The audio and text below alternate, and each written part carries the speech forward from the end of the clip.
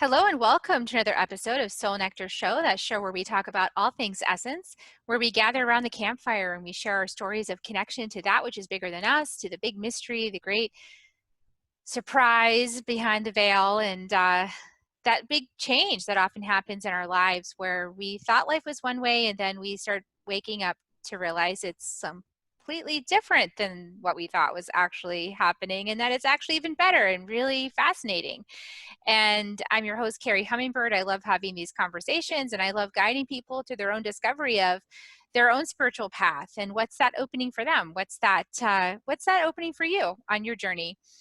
Maybe you've been on the path for a long time, and maybe you're just starting. So whether it's the first puzzle piece or the last puzzle piece, I'd love to be a part of your journey. You can set up a discovery call at my website, carriehummingbird.com, Kerri hummingbird.com, and check out what's going on with Butterfly Circle.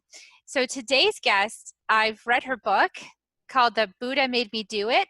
It's just a really fun book about her experience of waking up, and it's just such a pleasant read. It's really, really fun to read and really easy, and so many powerful parts of her story actually I could resonate with. I'd been through many of those same journeys myself. So we're gonna have a great conversation today. Marla Martenson is with us. Welcome, Marla. Hi, Carrie. Thanks for having me. So Marla is a professional matchmaker, coach, and award-winning author of 3 memoirs, one of which I just shared with you the title. She is also an energy healer and a podcast host. She appeared on countless radio and TV shows, including The Today Show, WGN Chicago Morning News, San Diego Living, Beyond Belief with George Norrie, Urban Rush, and Better TV. And Marla lives in Los Angeles with her husband, composer Adolfo John Alexi. So welcome, Marla, to the show. We're so excited to hear about, highlights from your story and your book. And of course, it's a great read. So we don't want to spoil too much. But tell us a little bit about how it got started for you. Yeah, so, well, my memoir, The Buddha Made Me Do It, like you said, it's my 3rd memoir. The other 2 memoirs were more about my matchmaking career. I've been a matchmaker, professional matchmaker for 20 years, and there was a lot of stories from that in my life, and they're also very funny. I use a lot of humor, and as you'll see in The Buddha Made Me Do It, I mean, I had my sidekick, my friend Julie, who, we'd try all these modalities and all of these things, and so the reader can just come along with us like they're on the ride too and laugh at the fails or the things that we've tried. But I've been into metaphysics since I was about in the probably late 80s, and I started with Florence Scovel Shinn's work, the Game of Life and How to Play It, and then since I live in Los Angeles, went to see Marianne Williamson speak live on the Course in Miracles, and just all of these things. Went to Agape International Spiritual Center for many years. But I wasn't into the, at that time, the more witchy stuff, the more, all of that. That came a little later. Late 2013 is where my book, The Buddha Made Me Do It, starts. And it doesn't have anything to do with Buddhism. I think that's where when people talk about the title, they think, they start talking about Buddhism, and it's nothing to do with that. I'll tell you what happened, why the Buddha made me do it. So in late 2013, my husband and I had just bought a house out here in the Valley in 2011, and I had gotten rid of some stuff when we moved, and one of them happened to be a little Buddha statuette that a neighbor had given us. It was made of wood. I'd seen them all around. I don't know why I felt the need to get rid of it. I just was trying to declutter, and my husband, it was mine, but my husband, insists, well, he never asked about it until I got rid of it. And then he said, hey, where's that Buddha? And I was like, well, and there was no way I was going to, my husband's kind of a fiery Latino, and his, I just knew his reaction if I said I got rid of it. So I'm like, I'm never admitting to that. So I said, it's probably in the garage packed in some boxes. I'll go find it. So I was like, crap, maybe I can replace it and he'll never know I got rid of it. I had taken it over to the Goodwill. First, I went back to the Goodwill to see if I could find it. It wasn't there. Then I was Googling spiritual spots. I knew of some spiritual bookstores and such. I checked a few of those, couldn't find one. So then like a week went by, did you find the Buddha? And I'm like, no, but I'm sure it's in the garage. I'll keep looking. So then I was like, I better just look and I Googled, I'm like, I'll try one more time. And I found a place in the Valley called the Imagine Center on Ventura Boulevard. And I went over there, cute little shop, never been in there before. And they didn't have any Buddhas, but the gal behind the desk said, hey, here's a flyer. We do classes here every Wednesday night, $15 a piece. And so I looked at it and I was like, oh, wow, this looks great. There was classes on manifestation, on connecting with your guides, on all these things. And I called my friend Julie, who she's a celebrity ghostwriter, and she had edited my second self-help book. And we just happened to live like down the street from each other. And I said, Julie, guess what? I found a place for us to take some classes. Are you in? And she's like, sure. So we start taking them, and we loved them. It was so nice every Wednesday in this little room with lights and candles, and this teacher, Goddess Tahita, would teach us about all things magical. And we were like, oh my God. And after these classes, we took everything they had. And then after that was over, we're like, what else can we take? So we found this place called the Green Man Store in the Valley. We were taking things, learning about pendulums and candle magic. And Julie brought over a talking board over to my house, which some people would call a Ouija board, but it was a talking board. And we'd never tried that. So that's really where things started getting good, was when Julie was over and my husband was at work. So he didn't know what was going on because he would have flipped out. So we're in my sanctuary here with some crystals and candles, and we put she brings this little, like a planchette, and we set it down, and we're like, is anybody here? Does anybody want to talk to us? And it started moving right away.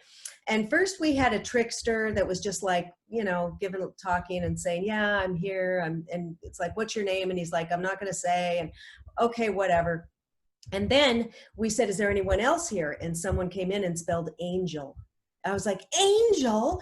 You're an angel? Oh my God. Because I had followed Doreen Virtue, who was always talking about angels and talking to angels. And I thought, it sounds great, but really, come on, people are talking to angels? Well, I don't know. But when it happened to me, I was like, oh my God. And then she spelled out her name. And Julie and I started talking to this angel that was my guardian angel called Mirth. And then the months went by, and I was addicted to this board. I wanted to talk on there to the spirits, to the angel. And it was saying things, personal things that, nobody would know, and it was very helpful and loving and wonderful. And I'm like, I need to do this by myself. So I was practicing alone for like 8 months, and it wouldn't move. And I became a certified in crystal healing. And the teacher said, you can also, add Reiki to that. And I was like, Reiki? Oh, I better add that. So then I went and got attuned to Reiki, and I went all the way to the 3 levels. And I got some other energetic attunements from some other people, Deborah King and some different people. And as I was getting these energetic attunements, I think that's what opened me up, because then all of a sudden one night the planchette started moving. And ever since then, so this is now 2014, 6 years, I can channel that now. And I wanted to get off the board so I can just type, I can automatic write or channel that information. And that was super interesting. So I started doing healing work and clearing for people. And then I got into tarot cards, and now I'm like reading cards on a psychic hotline for fun. I'm doing tarot. I'm still a matchmaker. I have my own business, but I've gotten this whole woo-woo side that I'm just, there's never ending to this journey. And Julie and I still once in a while, well, until COVID, we were still taking different classes. And then I'm working on the mediumship skills now. And I mean, if like my favorite thing is like going to the Cosmic Life Expo, Conscious Life Expo, or if some of these big expos in LA, like I'll just stay my husband's like, when are you coming home? I'm like, not till it's over.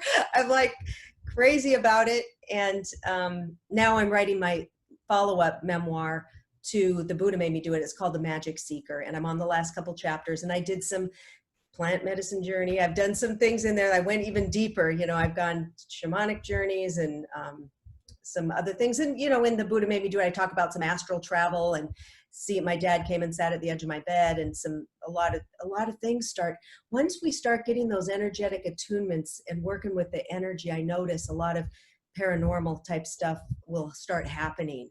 And I just love it. Once these things happen to you, you just never go back. It's so makes your life sparkle.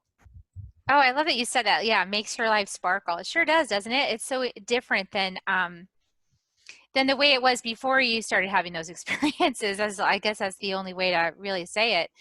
And along the way, you kind of countered some skepticism, right? So your husband's a little skeptical about all this kind of Oh, my stuff. hubby certainly was. I mean, growing up Catholic in Mexico, and when he saw, the tarot cards, he was like, what's that? But then when I actually one day, because he wasn't very happy about it, and I said, hey, honey, look, I said, look at the artwork on these cards. And I said, just come and look at this deck. And then I pulled a few. I said, look at the sun card. Look at how beautiful that is. And this actually means this. And look at the lover's card. And then he went like this. He goes, I'd like to find out more about that.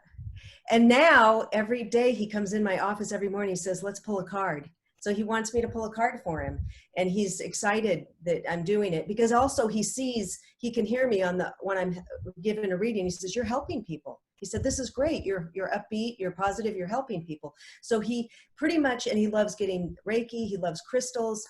The only thing he's not on board with is the talking board. He sometimes he'll move it in my office. He'll hide it. He's like, I've asked you, this he thinks it'll bring a demon in here, and but then I have a Ouija mug, a coffee mug, a big one with the Ouija board on it. Now he doesn't like it, but he doesn't try to get me to get rid of that. But I says, yeah, I see, I've been drinking out of this cup for 5 years, and I haven't gone through a porter to hell yet. Or I said, it's just a novelty item. Yeah, that's so interesting because of the religious fear. Right. And I think he's gotten over most of that, except for that board. And then I'll say, so what is it? Are you afraid of the piece of cardboard? Or are you afraid of the alphabet? Because I could write the alphabet on a paper bag and I can still channel with that focused. Because for me, it's like if I have that focus, like that Tyler Henry, he's a medium, that young blonde guy. I notice when he's giving readings, he's drawing, he's circling with a pen or something when if anybody's seen him on a video. And I thought, oh, well, that's kind of like what I do. I have that focus and it helps. So that's all it is. So then and he won't know what to say. I'll say, are you afraid of the alphabet? Or are you afraid of and then he's like, well, it's not good. Yeah, it's just sort of like that blanket fear. Well, I had a scary experience with a Ouija board one time because right after my grandpa died, I don't know why I brought a Ouija board with me. I have no idea. I was 16, so I apparently packed a Ouija board in my suitcase and brought it down there. And so I was there with my cousins, and I think the adults were someplace else. And I said, okay, let's see if we can, communicate with grandpa, and we did get something. We did have some reaction, but I don't know if one of my cousins was moving it or not. Yeah. So then later I did it by myself, and that thing moved, okay? And it did scare me because it spelled devil. And I was like, oh no! I threw that thing away. I was like, no! But I actually, in retrospect, I think it was just my grandpa trying to scare me. Trickster. Yeah, it was just my grandpa's like, don't play with that thing. So, I think that, but now, it's kind of like in healing sessions and stuff like that, I have learned that there are definitely lower vibrational entities or beings, right? And so you can get sort of around that kind of energy if you open it without knowing how to yeah, you have your gatekeeper, your guides that you work with, and you just be of the light and call in, do a little prayer before you can do that. yeah, it's sort of your decision. What do you want to welcome into the space, and what do you not want to welcome to the space, and how good are your boundaries? And I had to learn a lot of lessons around boundaries.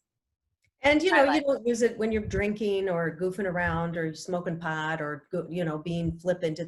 For me, it's a sacred tool like anything. If I'm using my pendulum or a candle or calling in my prayers, it's all I use very respectful, and it's a very spiritual and sacred tool. I'm not just goofing around with it. So I always get great positive communications. And that really is kind of like the key, isn't it? Is the intention behind something. It's the intention that you're holding. If you're holding it sacred and you're holding it with your, with your heart medicine, then it's a whole different experience than when you just kind of, just like plant medicine. Like if you just want to do it to get high and have some visions, you might get something else other than what you anticipated. Right. And with the plant medicine, it decides what you need. And you go in very reverent, very like, thank you, and work, just like surrendering. There's no way I could ever have anticipated or say, okay, I want to work on this. Because when I was working with it, I thought I was going to work on one thing, but I needed to clean up some other things, because really it's going to have you go back, clean up some past lives, clean up your issues, start healing some stuff, your nervous system, all of this, before you work on, like I wanted to work on opening up my psychic gifts, but I needed to heal some stuff first. Yeah, usually when you're really truly on the path and you're really truly willing to work on yourself and heal and grow and ascend, and you set intentions, then what happens is that everything that's between you and the fulfillment of that intention comes up for healing. It arises.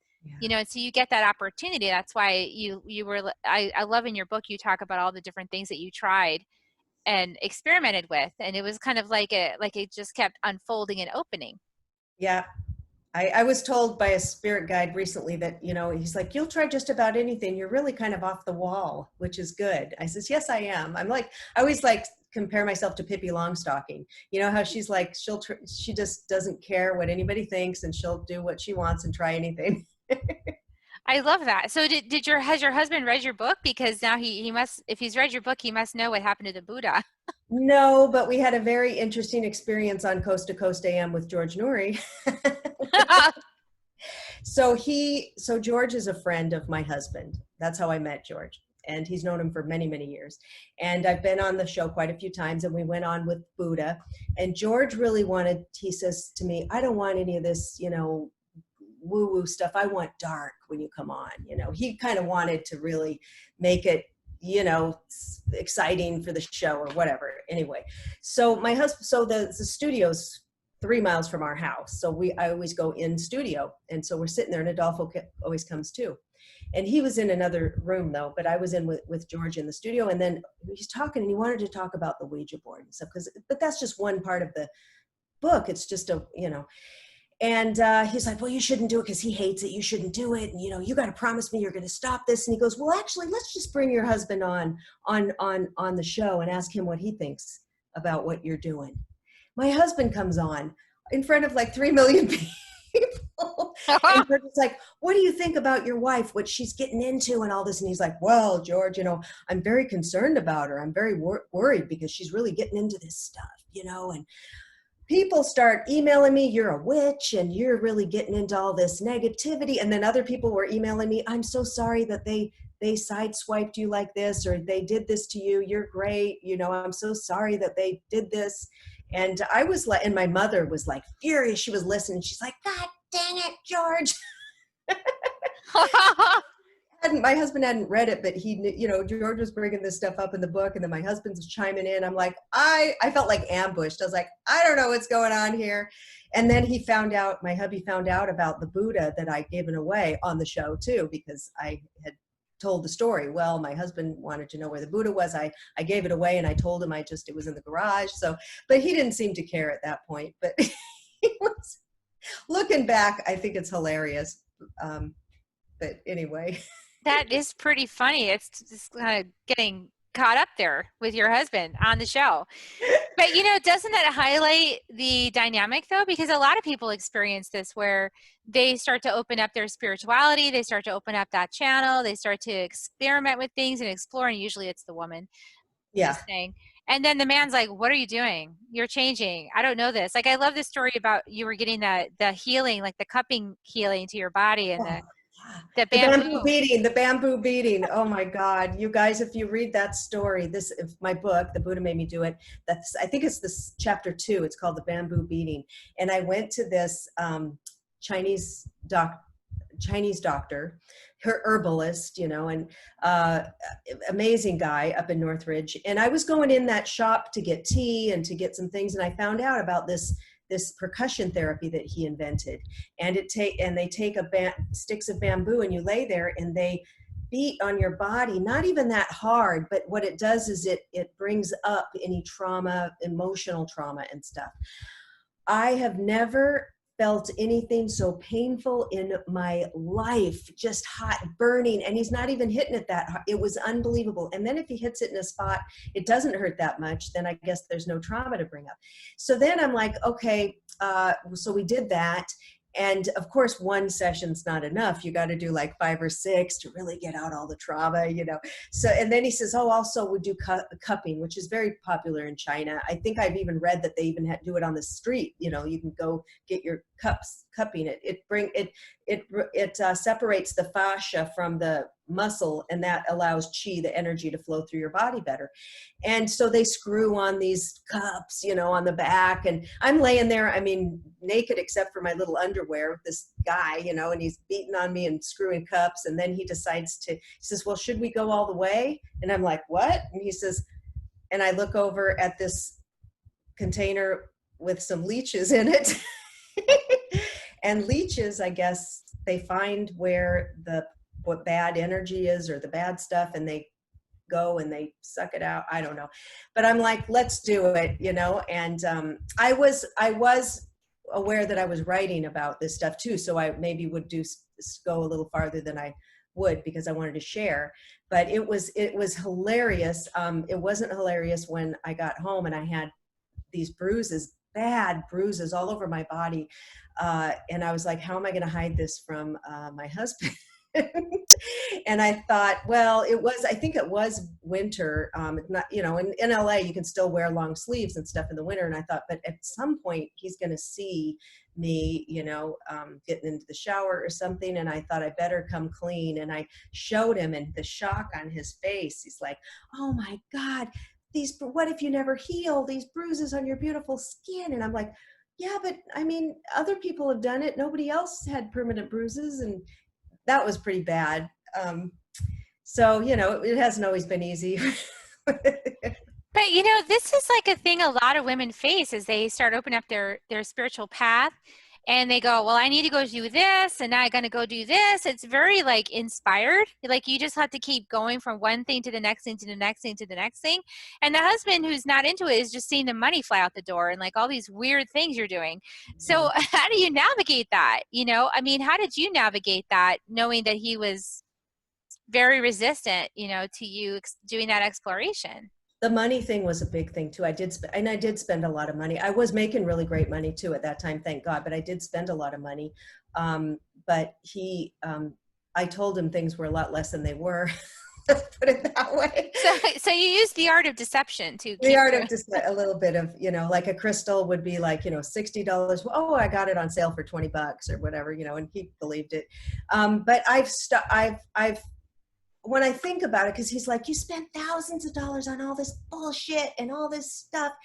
And, but then I have been, you know, I do my card readings, I do my healings, so I have been making the money back. And when I look at it, I'm like, this has been the most exciting time of my life. All of these things I've done, I've loved it. And I have, you know, a lot of books and crystals and my certifications and my knowledge and my experiences. And I'm like, yeah, it was worth it. But he was getting nervous about that money. We're not in our 20s or 30s, you know? So he's like, we've got to save. What are you doing? We're not so young anymore. And, but now he sees I'm making, you know, the money, I'm making money back. Yeah. And from doing that thing, it seems so interesting. You know, it's a really beautiful thing to get supported, I have to say. Like in my first marriage, it was a lot of that sort of not understanding, or just like, why do you have to do this again? That was when I was doing my art career. So I could really resonate with your book, because I was like, wow, I've so been through that. But my relationship now is really different in the fact that I was in a different place. Like I was already doing the thing. Like I was already that person. Mm-hmm. I was already leading fire walks. I wasn't where I'm at now, but I was already on the path of becoming where I am now. So it was in a direction. And then my partner found me. So it was like, he fell for that person, and he was like, Right. oh, I want more of that. So it was a really different thing than me before in my other relationship, meeting somebody when I was 22. I didn't know who I was at 22. Mm-hmm. And then we were like evolving together. But then I wanted to go off on this tangent, and he's like, no, I want you to go, you know, He's more like, I want you to go make money, doing anything, just like whatever, just make money. And I was like, but I'm not interested in that anymore. I want to do art. And then I wanted to do spirituality. And then, so I can understand a lot of women feeling like that too. Like there is, or even the men feeling like, what just happened? I thought, I Yeah. thought we agreed.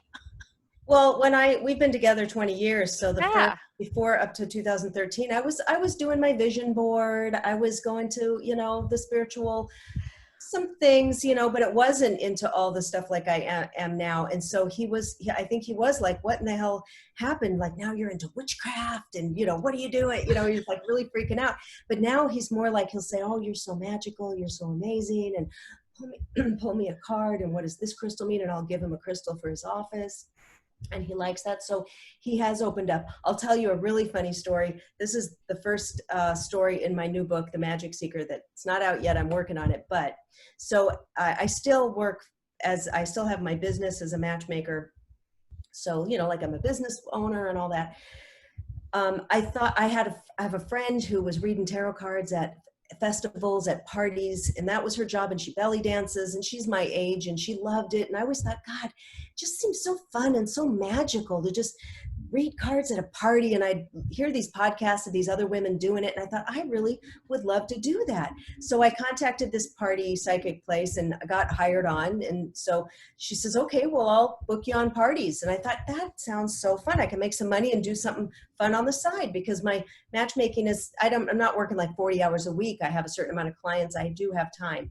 So I thought, okay, this is great. I said to my husband, I got hired on this. I got to get a gypsy dress though. They require that because it is entertainment. And he's like, a gypsy dress? So I went and bought a gypsy dress for $75 at a Halloween place. And he goes, well, maybe you should buy it after you get a job, because what if you don't even get a job? I says, I have to have it. It's not so easy to find a gypsy dress. I got to have it ready. She's going to call me. I'm going to get booked, or she wouldn't have taken me on.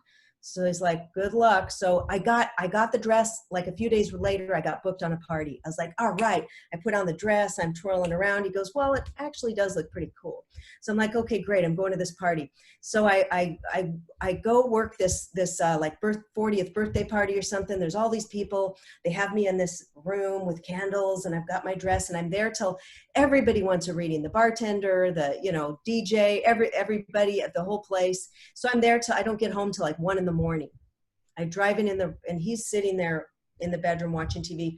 I'm in my office unloading my cards and all that. He comes in and he goes, all right. He goes, just tell me, all right? Is this it? Is this it? I'm like, what do you mean? My wife's a gypsy? And he goes, I go, what are you talking about? He goes, I'm here with the dog all alone. It's 1 a.m. and you're out reading tarot cards. Listen, just let me know so I can try to accept it. You're a gypsy now? Is that what you are now? This is your full-time job? You're a gypsy? And I was like, hey, I said, this is just for fun. It's very part-time. Once in a while. I thought I told you that. I made $300 tonight or whatever it was. And I said, oh, come on, it's okay, and then he calmed down. He goes, well, we missed you, and I was here alone with the dog, and it's 1 a.m. and then he calmed down, but it was so funny because all of a sudden his mind was going to like, she going to be out every night doing this till 1 a.m. in a gypsy dress? She's just going to be gone all the time as a gypsy? Yeah, what's she doing? What are you doing? This is ridiculous. What's next? It's almost like I Love Lucy. It is. Well, he's from Mexico, and I'm the crazy redhead always trying to get in the show. And I used to be, and he's a musician. That's his full-time job. So people call us Ricky and Lucy. So it's just kind of fun because you also talk in the book about how you matchmake and how you have a certain amount of responsibility for matching people up with other people and hoping that it works out, right? Yeah. But so your own skill with managing the situation with your husband is pretty cool because you guys are still together. He's not like, he's not at this breaking point. He's actually warming up to it. That skill probably comes through in the work that you do with matching people too. It's kind of sensing like how people can accept certain traits or not traits or things like that. Yeah, with the matchmaking, I work with the high-end guys. It's like a millionaire matchmaking type of thing. So they're the affluent men who want the drop dead gorgeous women. And that's just, I've just been in that model, that way of working for 20 years. And it just happened that way. And that's just what the kind of guys that come to us and the kind of guys that can spend thousands of dollars for a service because we're high end. So they can get real picky on certain traits, and it's very challenging, but at least I know how to handle it. I've been doing it a long time. But also the shallowness of that, all this spiritual stuff really helped me with that. Yeah, it does. It just helps me, because sometimes I would just get so mad. It's like, do you have to have a woman that's, under, she's 5 pounds over, or, a couple of years older than you want, and I want 20 years younger. She's got to have a D-cup chest, or I only like girls with brown eyes, or whatever. And I would just get, want to just strangle them. Yeah. Yeah. And sometimes I'll even I send Reiki energy healing to their files. I'm just like trying to have that nice, calm space where I can, and the guys are great. They're really good people, but they really can get focused on some things that they want, this list.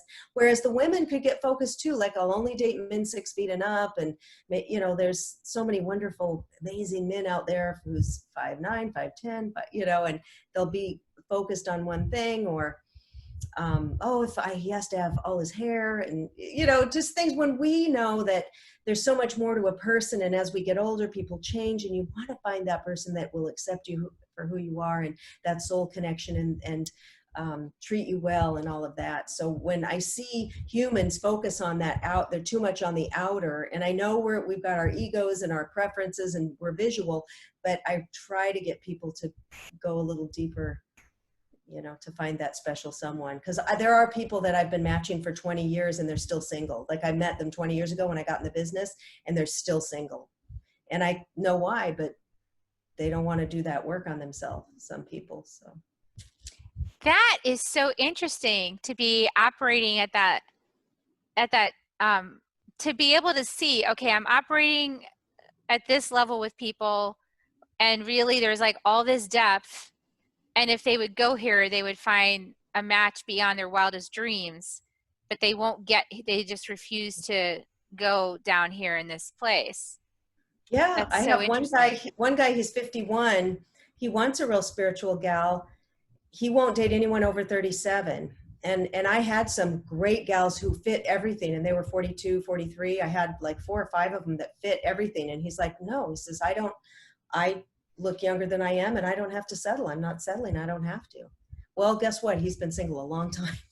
And I'm like, are you crazy? These women are phenomenal. Meet him. And he won't do it. So That's so interesting. It's interesting also the use of your Reiki in that too. yeah. So in a way, like, it's almost like you could be blending those two together at some point, like that they'll overlap at some point, maybe. I have had some of the men, a couple come to my home. I have my sanctuary here and get a Reiki treatment, or send distance Reiki. So I think everything I do, and now I'm going to be rolling out a coaching program in October. I've been going through a 1-year certification program with Nancy Levin, Hay House author Nancy Levin. So it's boundary coaching, and then there's going to be some other coaching. It's very powerful stuff. So I'm going to be doing that too. And I think that'll really help. And it'll help, since we don't take women as paying clients for matchmaking, I can be offering the women some coaching, and that'll help. And in that, I add a lot of my spiritual modalities as well. I offer some of that. So I think everything I do kind of blends together, because all the spiritual stuff is working on us, working on our energy, and then the matchmaking love. And then on the hotlines, the calls I get, all these women who I didn't know this until I was working on the hotlines, that how many women are hoping their ex will come back every single day. And I'm not the only person they're calling. Is my ex, is he still thinking about me? Is my ex coming back? Are we going to get back together? He's with someone else now, but does he love her? Is he thinking of me? Day after day. And I was like, why is everyone wanting their ex back? There's a reason it was so interesting to me. Yeah, So, that is interesting. What's interesting is that it's like right now, so many of us that have opened to this spiritual path, we are walking around in a world that's still pretty shallow, where people Yeah. really don't want to go deep. And so, you know, it's an interesting study of how to be in the world to encourage people to go deeper without doing it in such a way that it actually repels them or pushes them back from it. Yeah, like the women who will call me, I'll usually try to give them a book to read or go watch Abraham Hicks or get your vibration up when you have to work on yourself, your self-esteem. So I'll tell them some things because they just want a yes or no. Is he coming back? Is he calling? Is he going to call me? Does he like me? Instead of saying, well, when you work on yourself, or why do you want a guy who cheated on you? He's with somebody else, but you want him back. So I give him some stuff to work on. But a lot of time, sometimes they'll say, thank you, I'm going to do that. I'm going to read that book. Thank you so much. Other ones will say, okay, but is he going to call me? Like it just didn't, it's like you, they just want that fortune telling yes or no. And I don't predict the future. I really don't. I'm really there. I can tell them some things intuitively and stuff, but I'm really there to support them in their growth so that they're not constantly in this position of, and I say because they'll put their future, their life in somebody else's hands, just sitting there waiting for the other person to choose them or to come back to them or to how their life's going to go. But I want women to empower themselves and come in their goddess energy. And we decide, do we want to be with this person? Is this the person that's really going to be good for me in my life? Do I want this? Not just coming from, I'm lonely, nobody else will like me. I encourage them to really get their energy up, do some healing, clearing, past, from before we were 10, we have these, the shadow, the disowned qualities, all of that stuff that we got to clear up. It's work. It's for people. It's for deep divers, I guess. Some people, don't want to go to the gym and eat the pizza, but they're mad that their pants don't fit. And then other people will go and do that work. It's like, I got to get on the machines because I want this body. So are you willing to do some work? I love that. And what's so cool is that you are sticking in a relationship where your husband's not really, he didn't start off very interested in spirituality, right? It was actually Right. like against it. And you just kept plugging right along and doing your thing. You didn't wait on him to agree to go do it. You just did it and we're like, well, I'll just deal with the consequences if there is any, and I'm just going to keep plugging along my journey. And Mm-hmm. then if he comes along and he agrees, he does, but you were like, you just kept doing your journey and letting him sort of learn, if he chose to learn. I think Yeah, that's it's something powerful. that I have to do. It's me. It's like he's a musician. That's all he does. It's like if I tried to stop him from doing it, he can't. That's him. He will never do that. He loves it. It's in his day, every day it's in his life, music.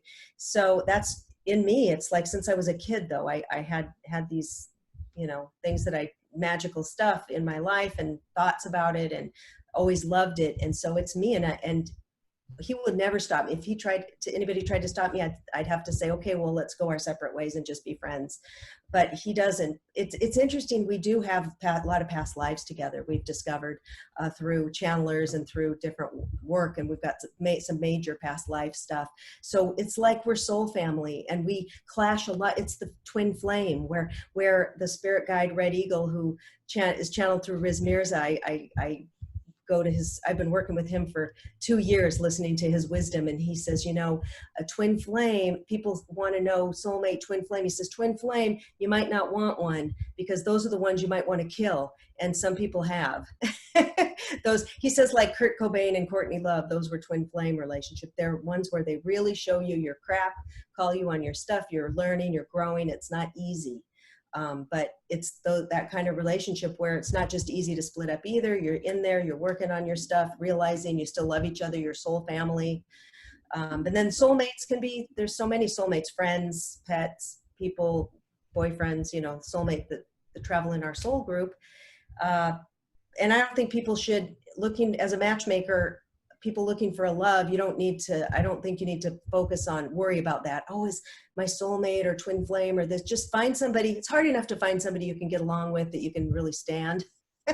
No, that you could really, but that you could is a good fit, right? So just try to find that is all. But I do feel that he and I have had a lot of, we have a lot of background. So, and we do have a lot of fun. We like a lot of the same stuff too. We have a lot of interests in common, same decorative style, a lot of things that we both really love, same kind of movies and music and art, travel, food, a lot of stuff. Yeah, and it sounds like he's opening to some of the Reiki and things like that that you've been doing. He's learning about it. And that's really like the greatest, I think, opportunity is when you have a partner that is willing to experience, is willing to open and willing to say yes and willing to, explore with you some things Yeah. that are new and different. Yeah, I mean, I will admit it would be great if I had like a ascended master boy, husband or something, or Yeah. somebody that was also in, one of a shaman or something like that. Sometimes I'm like, oh, that would be so cool if we were doing these things together, maybe go do, a journey or go, but he's not. So, you can't always just cherry pick how you want somebody. That would be cool. But I really switched halfway through our, marriage already and into my deep dive. And, that's okay. You can't, people think I need somebody to be exactly like me. And you really don't.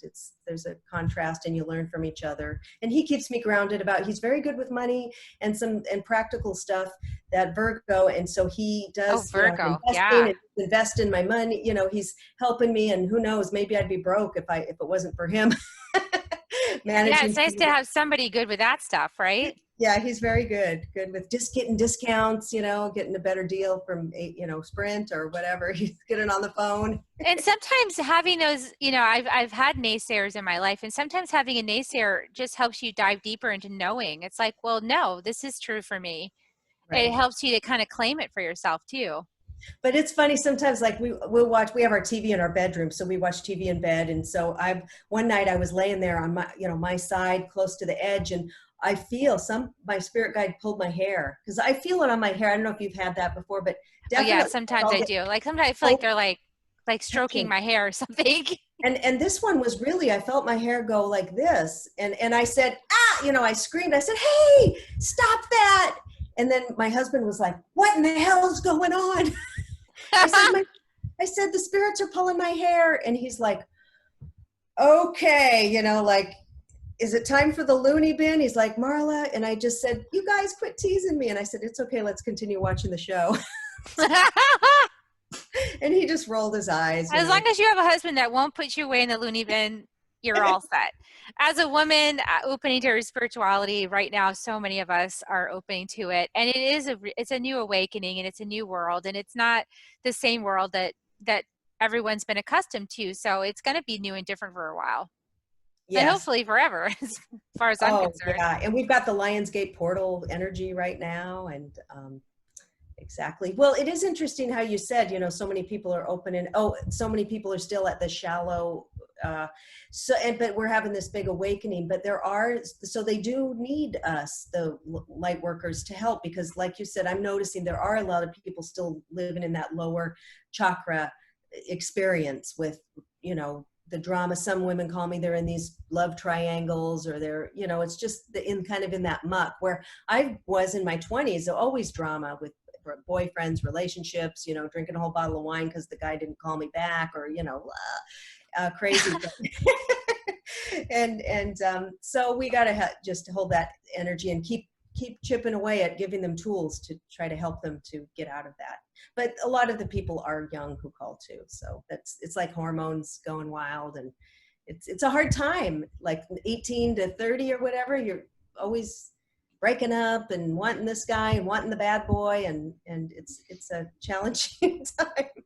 Yeah, it'd be good to give women some tools. That's what I try to do. But and as a dating coach, it'd be really great to give women some tools so that they can see that pattern before they commit to that pattern of the bad boy. So Right. Yeah. get That's somebody everybody, supportive. we want the hot looking guy, but the hottest looking guys are the ones that all the girls are throwing themselves at. So they have such a big choice, and they tend to, like, well, let me,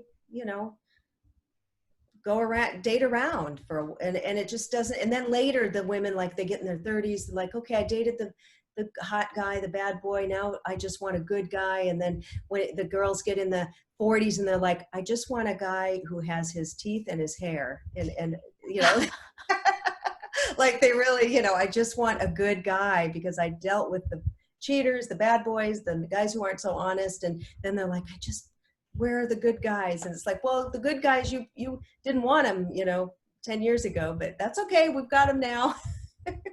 Yeah, and making that connection, you know, for something stable and Yeah, yeah, so, and something loving.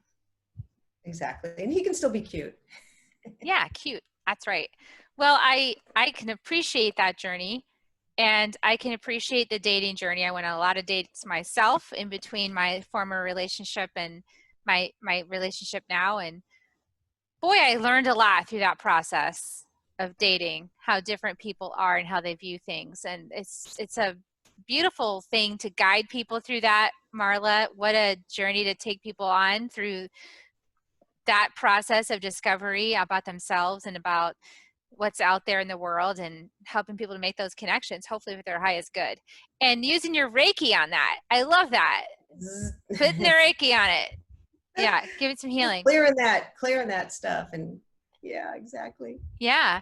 So, well, how can people get in touch with you or get started with you? I know that you said you're going to be offering a new course. I mean, what are some ways that people can connect with you and your podcast and other things? Yeah, just go to my website. It's marlamartenson.com, just my name, marlamartenson.com. And you can get on my newsletter, and that way I'll keep in touch with you. But all my offerings, my books, my energy healing readings and all of that, matchmaking. If you're a woman and want to be in the database, you can fill something out and you can be in there for free. If you're a man looking for matchmaking, all the info's there. And I am going to be coaching very soon in October. So go ahead. Just the best thing is just get your free gift. It's a free guided self-love meditation, and then you'll be put on my newsletter, which I only send out about every 3 weeks. Just let people know what's going on. And then I also give a lot of add all my cool people that like you that I've had, Carrie, that I had on my podcast, and I add that in there. I've got a podcast called The Mystical Matchmaker, and that's on iTunes and iHeart and all of that. And then my YouTube channel under Marla Martenson, I've got like over 250 videos on there, interviews of cool cosmic people. So I love doing that. So yeah, connect with me. Love to hear from you. Beautiful. Cool cosmic people. I love that. Yes. All right. Well, everybody, if you enjoyed this broadcast or you know somebody who's dating and frustrated, maybe they need some support in getting the date going on the correct way, you know where to look up Marla and check out her website and her offerings and check out her podcast. And I'll put a link to all of that in the show notes. And so I'm just going to give people kisses on the way out.